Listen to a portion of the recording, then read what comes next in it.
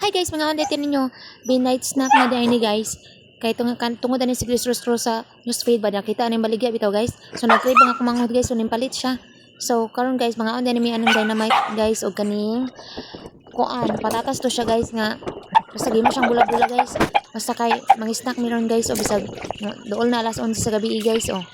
Magani kinapat yung mo deliver guys diri sa mua bitaw guys. Ihatod pa jud ang pagkaon guys. Given first pala sila na sila guys, then ihatod yun nila ang imong order. So gipatagbo dayon ako sa kumanghod dito sa babaw guys. So mao ni guys, ang dayon mi. Nakiya kumanghod isa guys kay dili matubang sa kamera. Naglain tuwas sa taas guys. Kay magpabili na daw siya ani. Dayon guys, ingna ko ninyo guys. Ingna ko ninyo karon ha. Nga dali ba magpaniwang ha. Abi ninyong dali magpaniwang guys, dili gidlalin guys. Kay daghang pagkaon guys, dali ra kay ko matintal guys, basta mga pagkaon na gani na gusto na kong kaon guys, ako ginampalitan guys. Isa na sa opisina gani guys, daghang pagkaon.